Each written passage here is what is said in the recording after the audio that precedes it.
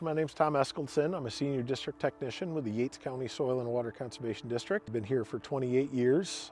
Grew up on a farm right here in Yates County. Some districts around the state have been involved in a cover cropping grant system for quite a long time, and really in Yates County we've only gotten into it here in the last couple of years. Anything a farm can do to improve the quality of their soils is going to pay them dividends back. Cover crops can really be one of our most effective tools as far as trying to improve our soil for our farmers. Cover crops allow an agricultural producer to be able to choose what is growing in their field instead of Mother Nature choosing to grow weeds and things like that. As our weeds and our pests become a little bit more chemical resistant and become harder to control that way, a cover crop can do that exact same thing for you without having to rely on chemicals. You're saving yourself money on sprays while also improving your soil. For a farm that's never done cover cropping before, we're going to keep things simple with them. A single species fixes a single issue in a soil.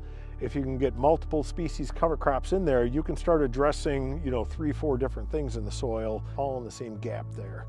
Any type of a living root in the soil is always doing a good thing. It's sequestering carbon from our atmosphere. The biological activity that's going on in the soil is increasing the humus, increasing the organic matter in the soil. It can hold on to moisture during the dry years. It can absorb moisture during the wet years.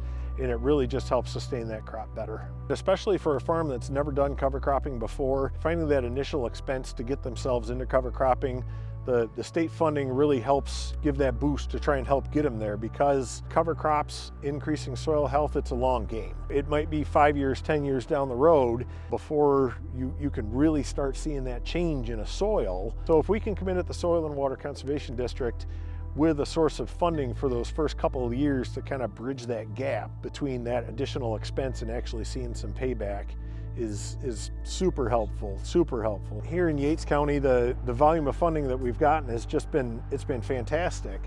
The farms are super appreciative for what we can give them. There's some of our farms in the county where we're paying them for 40 acres of cover crop and they've done 600. So the volume of cover cropping that's already being done out there is just tremendous. And boy, just the more money that we can kind of pump into cover cropping, I think the better as a society we're going to be. I think every farm's goal is to eventually pass that farm along to somebody of a younger generation.